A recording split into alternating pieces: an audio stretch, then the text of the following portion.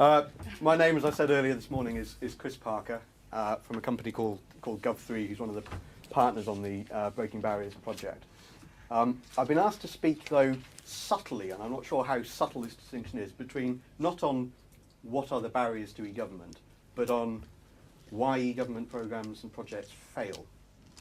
Clearly a quite similar sort of issue, but maybe coming at it from a bit of a different perspective. What I'm going to cover is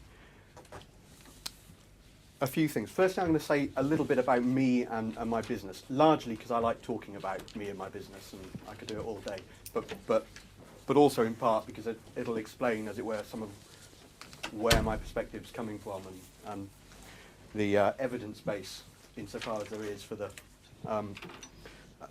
appallingly unacademic assertions I'm about to make.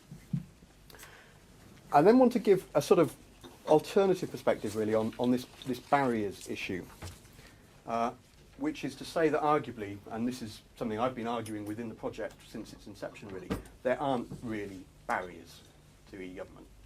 There is good and bad management of known risks and issues. I want to sort of try and unpack that a bit.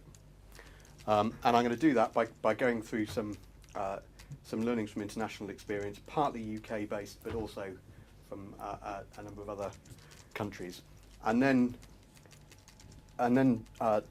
talk really about, so what can we do about some of this stuff? Because my business is actually really about how can we help governments not fail. So that's okay. Lovely. Very briefly, Gov3 is a strategy consultancy business focused only on the public sector. One of the interesting things about us is that the people in the business all come out of the public sector. Other people with similar experience. The team who set it up originally last month used to run the office of the EM. We were doing a project in China, where the ex-CIO of Estonia, Tony Blair, set up in '99 to working do out there. E-government, but also sort of e-society and e-business issues more generally. But we've now got a network of. We've been in the marketplace for 2 years now, and it's working. So we've not had to cash in our mortgages and so on. And in fact, the business is growing very quickly. So we've now worked with something like 30 governments around the world, in Europe, but also in some of the more developed e-governments outside Europe, in North America and so on, and also some of the least developed countries in the world. So we've got beginning to build a sort of picture of what's different across countries and what some of the common themes are and some of the same problems that crop up irrespective of cultural context and so on. That slide repeats the one that Bill put up at the beginning of the session, which is the 7 barriers that, after lots of work and analysis and interviewing stakeholders and so on, that have emerged as the structure for this research project on breaking barriers. And that's the structure that if you go to the project website, we've got a whole bunch of information and case studies and so on, unpacking and describing those. But as I said, my question is, are those really barriers, or are we just talking about failure to manage known risks and issues? And let me sort of explain what I mean by that. This question, why things fail, I'm going to put up a different list of things from those 7 barriers to answer this question. And for those of you with very sharp eyesight, it says at the bottom that the source of what I'm about to say is initial research undertaken by the UK government, expanded by our views, having sort of worked with a number of other governments. The initial piece of research that underpins this came out of something that I was involved in 1999-2000 in the Cabinet Office, where we were running we ran a research project called IT Disasters in Government. Now, IT disasters is something or government IT disasters is a sort of regular theme of media coverage of IT, certainly in the UK. And there is a strong evidence base that lots of IT projects fail. not just in the public sector, but in the private sector. I think about this time we were doing that first piece of work, there was some very comprehensive analysis in the United States, which found that I think something like 3 in 4 IT projects in the private sector failed to deliver the full expected benefits that had originally been delivered. Very, very similar in the public sector. One of the differences I think in the public sector is we're very much under public scrutiny. So the media is all over sort of countless stories of IT disasters. So we did this study where we went around all the people in central government, lots of people in local government, trying to understand the factors that lay behind IT disasters. One of the interesting, slightly sort of yes ministerish aspects of this was that this study, which was the IT disasters project, and it was sort of self-explanatory. You went to talk to people about IT disasters, and they knew exactly what you meant. By the time this actually went to ministers as a set of proposals and a submission, it was about managing IT projects. It had been neutralised by the civil service a little. And by the time that report was published, it was called Successful IT in Government. So that was quite an interesting thing to watch the document going through. So that was some work we did in 2000. But since then, the National Audit Office has done work, the Office of Government Commerce in the UK. There's been a lot of work on how do we build success into projects. And so I'm going to set out some of that, and it's modified by our experience, having now worked in 30 governments rather than just the UK government. The first point is lack of clarity about what it is that the project is trying to do, and that aim being very clearly linked to what the organisation as a whole is trying to do. If those links are not made and that clarity is not there, you're asking for failure.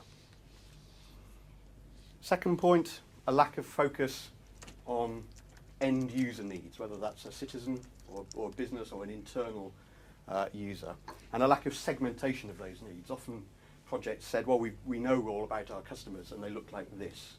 And mostly there's actually a very wide range of customer segments that you need to understand and engage with. So the segmentation is very important. Thirdly, lack of clear senior management and ministerial ownership and leadership of the project or programme.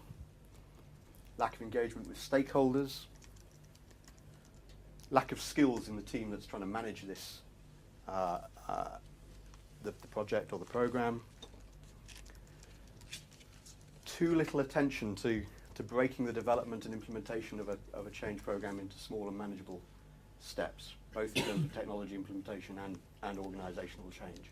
Many of the biggest failures, certainly we had in the UK, were sort of big bang implementations of things. Poor supplier management. And really sort of 3 aspects of that. Often people very much focused on choosing a supplier on the basis of price and quite a narrow understanding of the sort of value they're going to get out of the relationship. Top levels of organisations not having a relationship with the supplier organisation. To make these sort of partnerships work, you need executive level engagement. And then at a more working level, you often saw quite poor integration of the client and the various aspects of the supply chain. So, we looked at projects where the client side and the supplier side had entirely different risk registers. They're just they're worrying about different things and not talking to each other. And finally, lack of management, not just of the project to sort of completion of a thing or a website or an e-service or whatever it is, but of the actual benefits downstream that's supposed to come from that. So often a project would under-deliver because in technology terms it might have been implemented, but the broader organisational change and the user benefits that are supposed to come from it were then not managed. Now that so that would be my answer to the question of why do IT projects and programmes fail, or fail to deliver the benefits that they set out to achieve. There's a degree of sort of synergy between those issues and the 7 barriers we've got. So the issues around leadership, the issue around customers engagement. But the in my mind, these aren't barriers. These are issues that need to be worked on. These are work streams in a successful project or program.